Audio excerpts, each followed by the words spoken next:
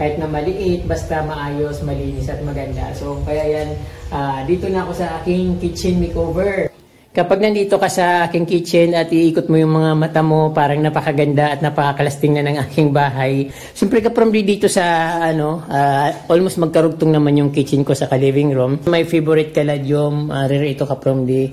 Lumalayo yung yung lamok dito sa kruton. Walang dumada po diyan. Then maaliwalas, very cozy yung dating niya para kung nasa beach. Parang cottage sa isang beach na class. So ayan, proud ako na ganito yung dinisign ko.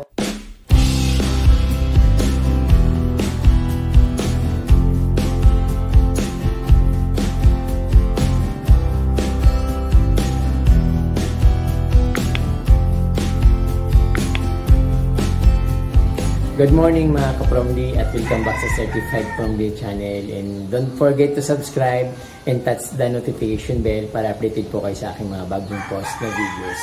So ayun mga ka-Promly, mag-kitchen makeover naman ako ngayon. So hindi na ako nakatulog kagabi kasi iniisip ko kung anong gagawin ko dito. Excited ako na nervous kasi hindi ko alam kung anong gagawin ko. Then ayun, yun nga, tatanggalin ko na yung mga ginawa ko dito na kahoy, yung yung nakikita nyo sa likod ko na parang divider. So tatanggalin ko na siya ngayon para medyo maluwag dito sa aking kabahayan dito sa kusina saka sa connection sa salas. So ayun nga ka-Promly, na-excite ako pero ayun, nasasayang din ako kasi matagal kong ginawa yung ka-Promly. Almost 2 weeks kong pinag-isipan kung paano ko gagawin yung divider dyan.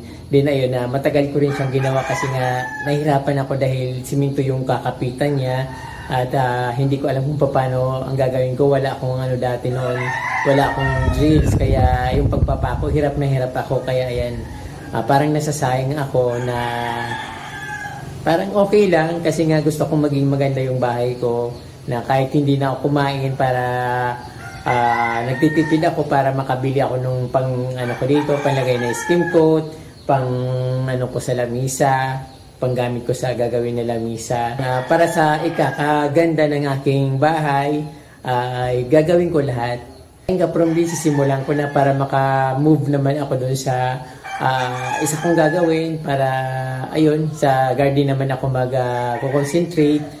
Para ayun, tuloy-tuloy. Ito nga pala ang gagawin kong lamisa ka-Promly. Matagal na ito dito sa akin. So tira pa ito dun sa aking ginawang hagdan. At sabi ko, ipapaano ko na lang dahil sinimulan kong iliha ito pero hindi kaya ng liha.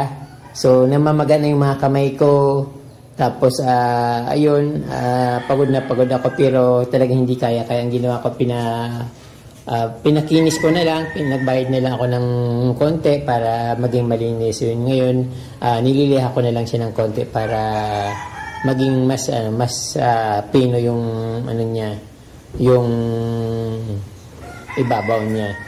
So dito nga pala ka-Promly, kaya ko gustong maging mahaba yung lamisa ko para magamit ko yung space dito kasi dati yung kasing laki ng na to, nung lababo, yung doon, hindi ko ito nagagamit, kaya ang ginawa ko, nilalagay ko yung mga tira-tirang kahoy dyan pero hindi magandang tingnan kasi parang may mga basura, kaya ayun. So kahapon nagsimula na ako maglagay ng dito, ng mga tornilyo para doon sa kakapitan ng kahoy na ilalagay ko dito na para bang layer na lalagyan.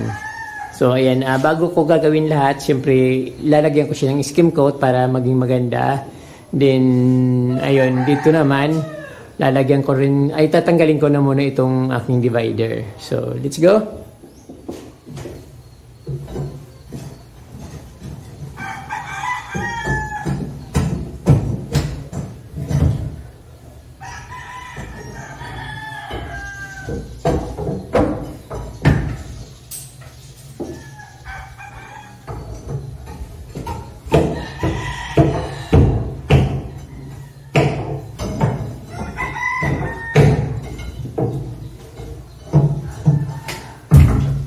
Yan mga ka-Promly, yung isang linggo kong ginawa, almost 10 minutes ko lang sinira, o wala pa nga. So, ayun, masyadong mahirap kasi magdikit dito. Pero dito sa baba, ang lalaki ng mga nilagay kong pako dun kasi mahirap din tanggalin kasi simento yung nakakapitan. So ang ginawa ko yung concrete nails, kaya mahirap din tanggalin. So ayun, gagamitin ko rin yung mga ibang kahoy kasi wala naman akong kahoy na para panggamit dito sa gagawin kong makeover or kitchen makeover. Kaya yung iba dyan gagamitin ko rin. At ayun, tatanggalin ko na lahat. At ayun na maliwanag na, maliwalas na, malawak na. So ang matitira dito, so ayun, medyo na dagdagan ng konti pero konting-konti lang naman yun. Pero at least yung bang harang nawala na, saka medyo malawak ng space kasi wala ng harang. So ayan mga ka-Prom D, nung tinanggal ko yung divider dito na wood, medyo naging mas maaliwala siya at mas magandang tingnan. At lumaki rin yung parang naging malaki siya, parang di na siya tiny house. So mas magandang tingnan, mas okay sana kung yung pagka-finish ng wall ay yung solid. Hindi siya lubak-lubak pero ayan, kaya lalagyan ko ng skim coat para mas magandang tingnan. Kasi kung mas maganda sana yung pagka-finish niya, okay na sana yung kulay na ganyan. Kasi mas magandang tingnan yung wood with combination na parang stones. So talagang very rustic yung dating niya. Kaya lang ka-Prom D talagang iba yung pagka-finish nito. So pag mapapansin mo talagang pag nilapit mo yung camera, talagang ayan ganon siya. Hindi katulad nung parang yung siya smooth. Ito talagang masusugat ka kapag nasagi mo yan. Siguradong tanggal-tanggal yung balat mo pag once na nasagi mo yung yung wall. Kasi yung hindi raw maganda yung ginamit na buhangin, yung parang albay sand. Pero alam ko kasi pag pinifinish siya, dapat mayroon siyang inahanuan siya ng simento, parang winiwisikan ng simento para makinis. Ito talagang ginanong-ganon lang. So yun ang hindi maganda. Kaya yung kailangan kong lagyan ng skim coat. Pero yung ka-Prom D, nagagandahan na ako. Sobrang ganda niya ng tingnan. Kahit na hindi ko pa nalalagyan ng skim coat. But, ayun, mas gaganda pa siya kapag naayos ko na. Ito na naman ako, ka-Prom D. Magsisimula na naman ang buhay ko bilang karpintero dito sa aking bahay. At siyempre, natutuwa naman ako sa ginagawa ko. At bawat araw, binibilang ko yung nagagawa ko. Parang very excited talaga ako sa ginagawa ko kasi nga siyempre bahay ko to, gusto kong maging maganda talaga, gusto kong tumira sa magandang bahay kahit na maliit, basta maayos, malinis at maganda. So kaya yan, dito na ako sa aking kitchen makeover. Gagawin ko na itong aking kitchen para maging maliwalas naman at siyempre maging katulad nung aking living room at sa aking kwarto sa taas. Although talaga hindi pa tapos pero gusto ko maging maayos na dito sa kitchen ko, kaya yan sisimulan ko na dito para maging maganda na. So konting lang to, siguro mga 2 days lang tapos na ito kasi meron naman akong skim coat na binili na. So ayun.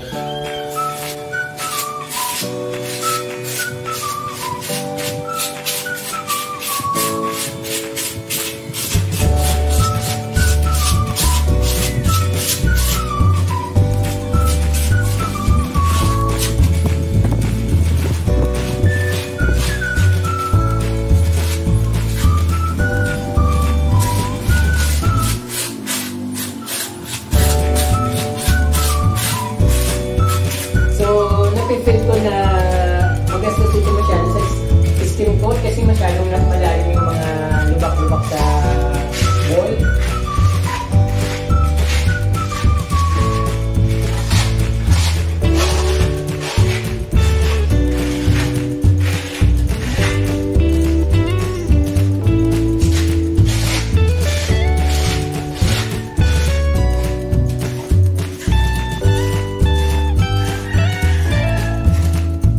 So ito yung gagawin kong upuan, medyo malapad siya ka-Prom D, tatlong this size. So siyempre makapal pa rin yung kahoy at pag sama-samahin ko. So pag may pupunta dito na wala nang tulugan, pwedeng matulog dito sa aking upuan kasi nga ganyan yung kalapad. So maganda siyang tingnan dahil very rustic at siyempre Hindi siya ordinary na rustic, pang class na rustic ka from D kasi maganda yung wood. Tapos syempre alam niyo naman pag wooden yung bahay, maganda talaga tingnan at medyo maaliwala sa paningin. So ayun, yun ang ginagawa ko ngayon.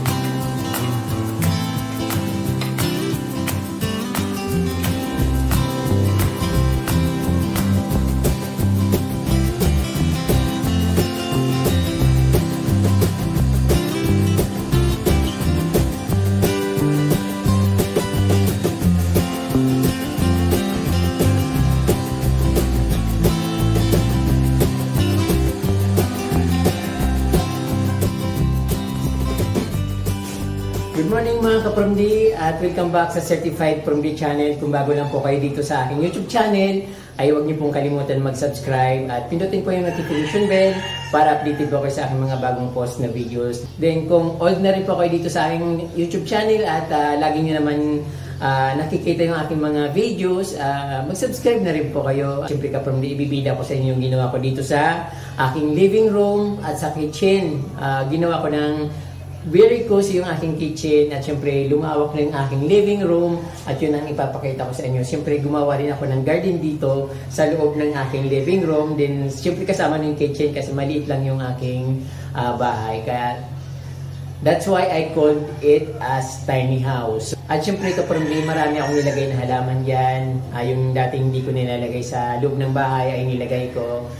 Para maiba naman, hindi katulad dati na yung mga nilalagay natin sa loob ng bahay ay yung mga madidilim na halaman katulad ng philodendron, mga ferns, ang didilim ng mga ano na yun, halaman at talagang lapitin ng mga lamok at hinahabol ng lamok. So ngayon ka-From-D, pakita ko naman sa inyo yung napakagandang garden ko dito sa loob ng bahay at syempre ang napaka-cozy kong ayan, buong living room saka kitchen. Siyempre pinagmamalaki ko ka-From-D yung ginawa ko dito kasi unang-una hindi naman ako karpintero, so hindi ko akalain na magagawa ko itong ganitong mga design. Wala akong idea sa mga ganito, but siyempre kumukuha rin ako ng mga ideas sa mga nakikita ko sa mga post sa social media. Kaya ayan ka-From-D. So kayo rin pwede nyo rin itong gawin, napaka-simple at siyempre napakadali. Basta may gamit lang kayo, pako, martilyo, then materials kung ano yung kailangan nyo. Yun lang ka-From-D. At ayan po mga ka-From-D, simulan po natin dito sa aking lamisa or aking kitchen bar na parang lamisa na rin kasi ginawa ko na siyang, instead na gawin kong kitchen bar, ginawa ko na lang table kasi mahirap, wala akong mga materials na mga gagamitin kaya diniretso ko na lang, wala akong mga woods na pwedeng gawin na parang may mas mataas pa dito kaya yan, diretso ko na lang. So ito ka-From-D, matagal ko itong kiniskis o niliha, talagang ang hirap iliha. Then, ayun, pinalinis ko na lang. So, mga 2 weeks ko yata itong nililiha. Tapos, hindi ko pa rin madala dahil talagang, mahirap talaga. Tapos, pinalinis ko yun. Ayun, kuminis na din. Niliha ko pa rin kasi, hindi siya maganda pagkalinis. Parang may mga, nakikita yung parang mga ganun-ganun. Mga alon-alon sa gitna, kaya niliha ko pa rin. Pero ayan naman, maganda naman yung kinalabasan at syempre solid na siya ka-From-D at napakatigas niya. Tira ito dun sa aking pagpagawa ng hagdan at sabi ko ititira ko ito para mayroon akong gagawing lamisa. Then ito naman yung dati kong lamisa ka-From-D, so maliit na siya. So syempre mas maliit ito dyan sa bago kong lamisa na ginawa. Then ito yung dati maiksi lang siya. Sabi ko, anuhin ko to, gagawin kong para mga patungan.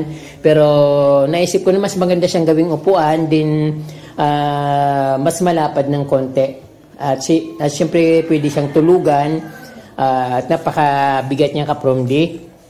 So habang ginagawa ko to ay binabantayan ako ng nanay ko. Tinatanong niya kung okay na ba yun. Sabi ko, nay, wag muna kasi hindi pa siya napapako. So, gusto niya ng upuan. Then, hindi niya hindi niya mabuhat kasi sabi niya ay sobrang bigat pala. So, ayan, tumigil lang nanay ko sa kakakulit. Then, ayun kaprom dito sa bandang dulo naman, nilagyan ko siya ng parang yung sabi ko lalagyan ko siya ng parang mga bote-bote na para bang design na parang bubbler, something ganun, mga red wine, kunwari.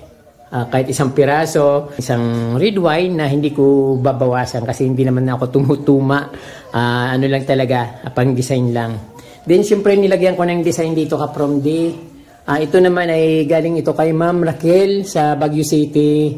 Ayan, tinatago ko lang mga binibigay niya sa akin. Then, pag mayroon akong ilalagay, mayroon akong lagayan, so nilalagay ko. So, maganda naman yung mga bigay niya sa akin, katulad nito. Then, siyempre, mayroon akong millionaire plant, yung pinagkakaguluhan ngayon ng mga plantita at plantito. Ito yung tinatawag na Wilfin. Marami ako nitong, naparami ko ito, pero hindi siya lumalaki ng husto. Meron ako nitong siguro 4 na paso na ginawa kong ganito. Yung 2 na sa taas, yung 2 nandito sa baba. Din meron pa ako sa paso. Ayun. So ito naman galing din ito kay Ma'am Raquel, Dakayanan sa Baguio City rin. So yan, tinatago ko rin yung mga binibigay niya sa akin. May mga laman niya na seashell, mga pwede kong gawing pandikor kasi nakita niya dati na umano ko ng nagkukulik ako ng mga seashell na ganito.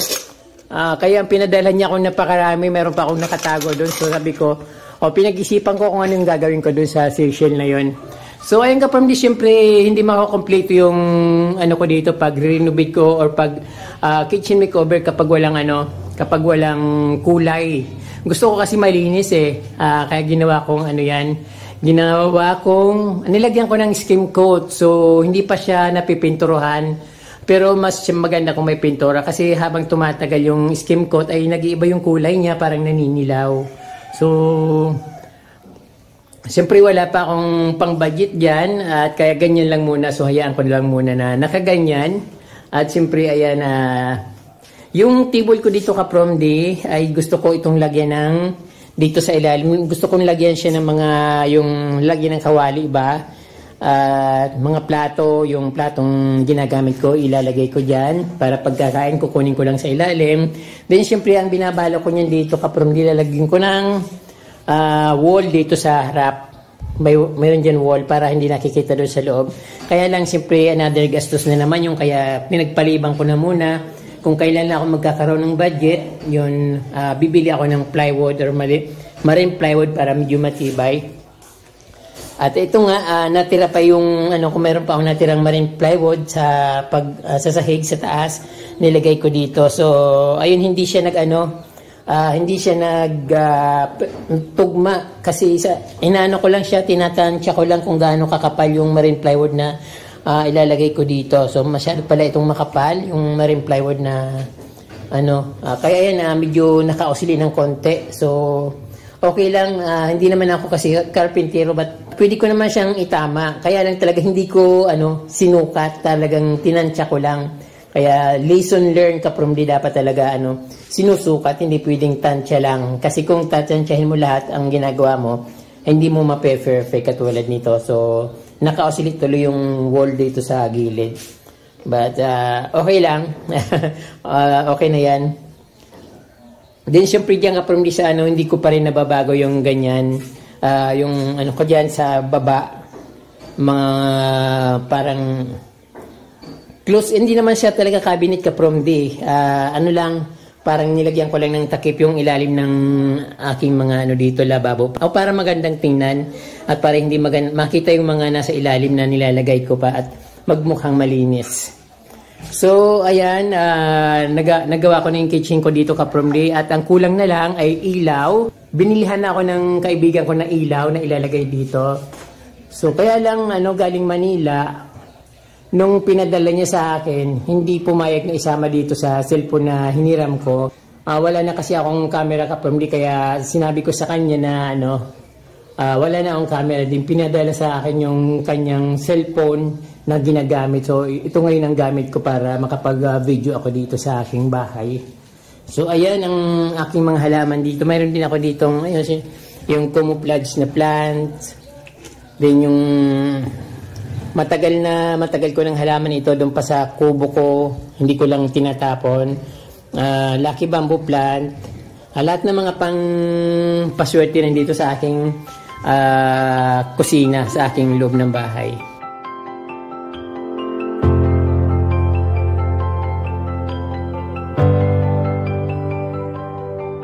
Kapag nandito ka sa aking kitchen at iikot mo yung mga mata mo, parang napakaganda at napakakalasting na ng aking bahay.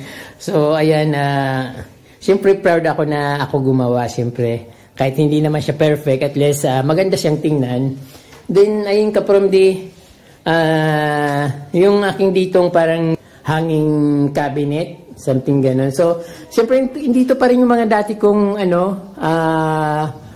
mga gamit, at syempre yung at least meron akong gamit, pinadala ito ni Ate Brenda, shout out po kay Ate Brenda, at least meron akong kutsara. Then syempre may ito yung tumulong sa akin para magamit ko yung, para magawa ko yung mga ginagawa ko dito, yung drill, impact drill. So yan ang katulong ko dito sa paggagawa ng mga DIY. At syempre nilagyan ko dito kaprom din ng syngonium plants. Maganda ito kapag naarawan siya, nagkukulay pink and neon. So marami na ako nito sa labas, naparami ko na siya. Then dito sa baba, yung dati kong nasa kubo, alam nyo naman ito kaprom din, nung ginagawa ko to, pinakita ko rin ito sa inyo. Multipurpose itong baon ng niyog na ito. Pwede siyang lalagyan ng cellphone, pwedeng gawing speaker pang palakas ng tunog. Pwede siyang lagyan ng mga coins, kung ano, basta multipurpose siya kaprom di. At syempre ito another ng aking wellfin na pang paswerte daw. Then ayan, so buksan nga natin yung pinto dito.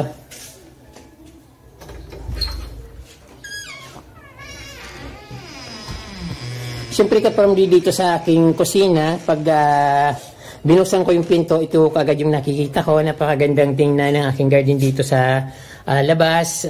Kaya yan ang gusto kong mayroon ako ditong pintuan, kasi gusto ko paglabas ko mayroon akong garden na nakikita. Din ayun, inaayos ko pa rin siya hanggang ngayon. Hindi ko pa siya talagang maayos kasi maliliit pa yung halaman niya, pero inaayos ko yung landscape niya at pinapaunti-unti ko. Then ayun,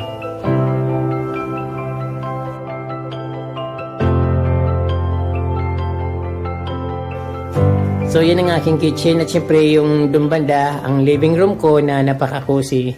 Syempre kaprom dito sa almost magkarugtong naman yung kitchen ko sa living room. Nilagyan ko rin ng mga plants dito sa baba, yung kalati rose duty. Tapos ito kaprom alam ko ito crimson ito, kasi dati ito kulay pink. Tapos nung tumagal na dito sa Bicol, naging na siya kulay, ang ganyan na parang silver. So ayan na yung dating niya. So binili ito ni Sir Tony nung pandemic time. So sabi niya bibigyan niya ako ng mga pananim. So hindi ko alam na yun, bibilhan niya ako ng plants. That time kaprom di yung kalati, napakamahal nito, yung dalawang dahon nasa 700 pesos.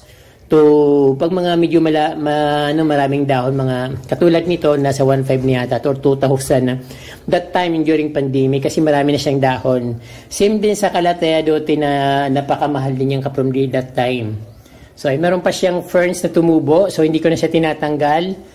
Pero hindi ko naman siya tirinim diyan, talagang kusa siyang lumabas diyan sa paso, siguro dahil sa klima dito na hiyang sa mga ferns na kung saan tumutubo. So, dito naman kapromdi, mayroon akong nilagay dito na Lourdes or spider plant. Tapos may mix siya na mga ferns. Hindi naman ito native na ferns kapromdi, halaman talaga ito. So, nilagay ko siya, pinaghalo ko siya dyan sa na yan. Hindi ko naman sinadya na ganyang dating niya, pero magandang dating niya. Gusto ko kasing masave yung ferns, tapos masave din itong Lourdes plant na ito, para sabi ko pag just in case na mawala, mayroon siya parehong mayroon at hindi mawala. Siyempre mayroon din akong nilagay dito na caladium, anong tawag dito, Makalimot. Tapos ito yung Ready Splash na my favorite caladium. Rare ito ka-from di. But nawawala na siya kasi during pandemic time, meron kaming kinukunan nito na doon lang siya tumutubo. At ito ganun din, meron siyang lugar kung saan siya tumutubo. Then, ayun, meron ako ditong white syngonium. Binigay ito sa akin ni Melody's Mini Garden. So, nung nag-meet kami, ito yung pasalubong niya sa akin. So, naputol ko na ito at ito tumangkad. Yung pinutol ko hindi pa rin lumalago. Pero ito yung pinaka-original na puno niya. Lumaki at tumaas. So, meron akong dipin na cookies and cream na pinaghalo dyan sa aking garden na yan dito sa aking living room, kitchen and living room. Then, meron din akong ano dito ka-from di. Ano tawag dito? Feedy leaf. So, nilagay ko siya dyan para hindi siya palaging nadadaan. Kasi bigla siyang lumaki ka-from di ang taas niya na oh. Then, ito ganun din yung Song of India. So, yan ang aking garden dito sa kitchen. At siyempre karugtong na rin siya ng living room. Then itong aking couch or sopa na bamboo. So maganda yung design niya at rare siya. Bibihira lang yung ganitong design. Then sa taas naman ka-from di yung dati kong pasamano dyan. Ayan pa rin, dinagdagan ko ng isang pasamano sa taas para mayroon pa akong ibang paglalagyan. Kasi sinira ko na yung dating ano dito, yung nilagay ko na parang mga patungan. So, sinira ko siya, dalawang layer. So, ito yung pinalit ko para may lalagyan ako ng mga gamit na nandun. So, ayan. Hindi ko pa siya nababarnisan. At ayan nga, pero okay na rin. Okay lang naman siya. Siyempre ka-from dito yung bagong plants na nilagay ko dito sa aking living room, sala. Kasi dati ang nilalagay ko dito ka-from dito yung mga philodendron, tapos iba't ibang halaman na kulay green. Pero parang hindi maganda kasi parang hinahabol siya ng lamok. Hindi katulad dito sa sa crouton na lumalayo yung lamok dito sa crouton. Walang dumadapo diyan. Pero sa ibang halaman dinadapuan, pero dito lumalayo sila. So nag-research ako na yung crouton pala is repellent din siya, mosquito repellent. Kaya yan, natuwa ako na meron pala akong mga crouton na pwedeng ipasok dito na magpapalay sa mga lamok. But syempre meron pa rin mga lamok na pumapasok. So, ayan ka-from di. So, dito sa kabila, sa medyo bandang ilalim is Picara. Crouton din ito ka-from di.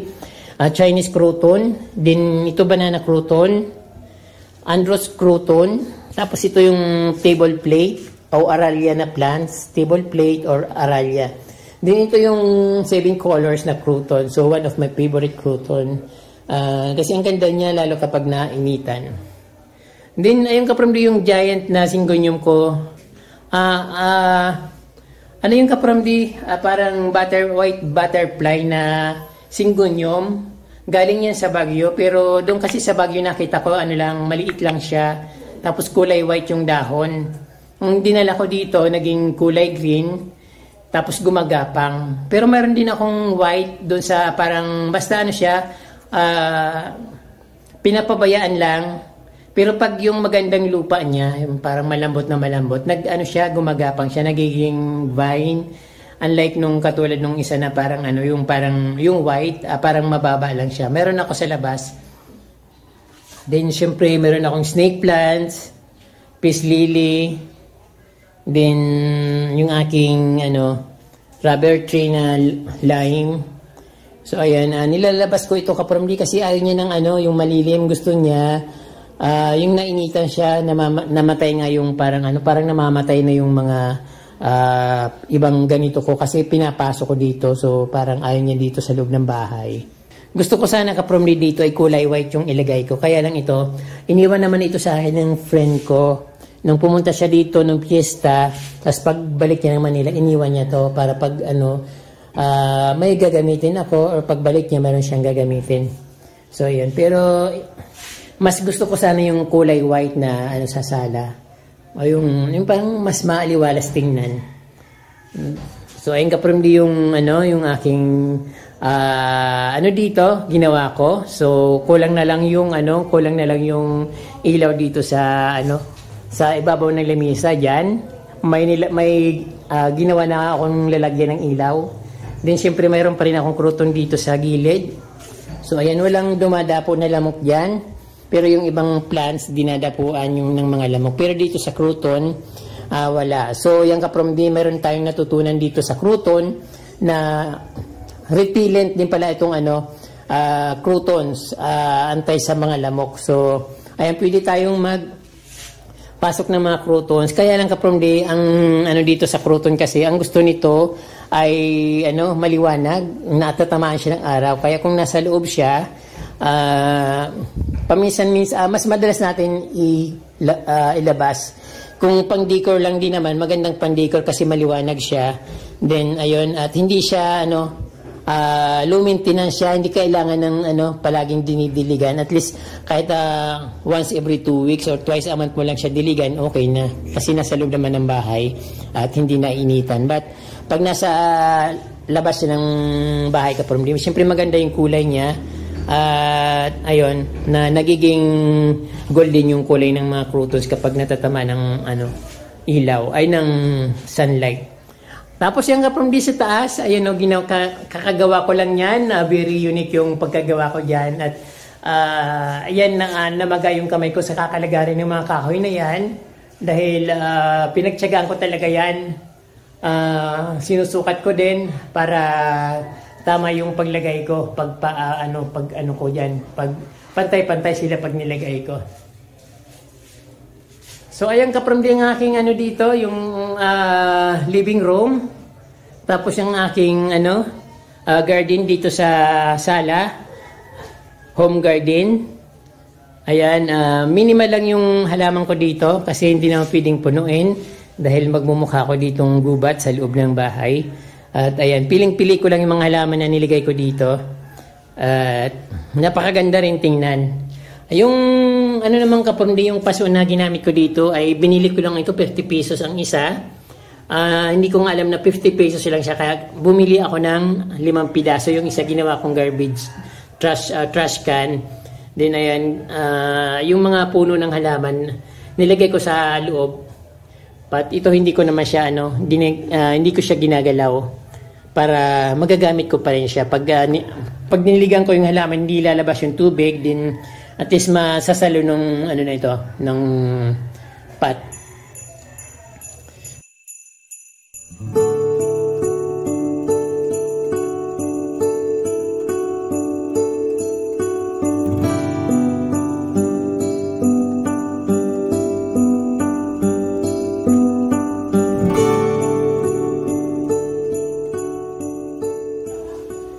So ayun kaprimdi yung aking front yard dito, katulad sa backyard. Maganda rin yung garden ko sa backyard. At ito, pag nandito ako sa window, nakatingin ako dito sa window sa front yard, ito yung nakikita ko. Napakaganda kaprimdi, at yung colorful na mga crotons. At malapit ko na lang putulan yung mga tinatanim ko dyan na halaman. Yung mga copper plant na brown or maroon. Yung crouton, ibang crouton dyan, puputulan ko na kasi tumataas siya. Di naman siya hindi siya nagbabranch. Tumataas lang ng tumataas. Then ayun, syempre yung dito sa gilid, maganda at very cozy tingnan. So ayan, ang aking garden sa labas. Tapos garden sa loob. Ayun.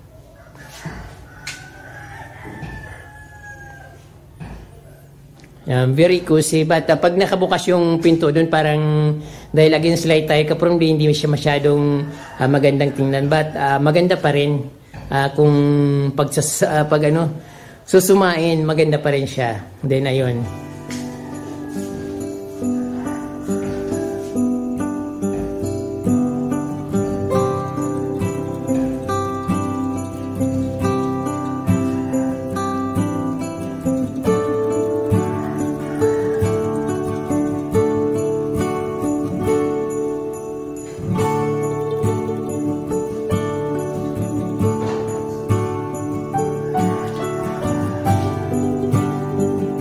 Sarap mag-ikot-ikot dito sa aking bahay.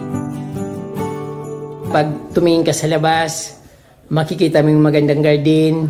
Pag tumingin dito ka naman sa loob, makikita mo rin magandang garden. Then maaliwalas, very cozy yung dating niya, para kung nasa beach. Parang cottage sa isang beach na class. So ayan, proud ako na ganito yung design ko. Hindi naman siya unique kasi nakikita natin ito sa mga beach. Hindi siya pangkaraniwan sa ganitong lugar. Kasi sa ganitong lugar makikita mo talaga yung mga bahay na kulob. Dito maaliwalas ang dating na para kang nasa nasa isang resort, nasa isang beach na parang Airbnb. So ayan. Ayun mga kapromdi.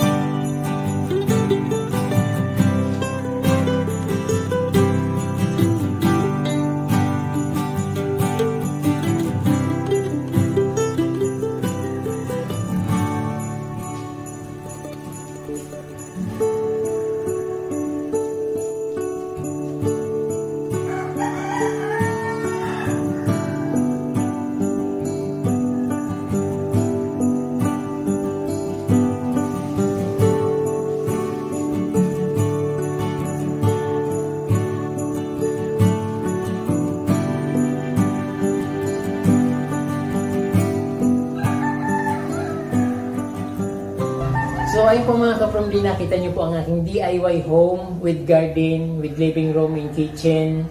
Yan, at syempre sa taas, little ko na lang papakita kasi wala namang improvement doon sa taas. Dito lang yung ginawa ko. So kung papakita ko naman sa taas, yung pa rin yun. Walang nabago. So ayan, nakita niyo yung setting ng aking garden dito sa living room, sa kitchen, kung anong ginagamit kong mga halaman dito. So ayun, mayroon tayong natutunan yung croutons.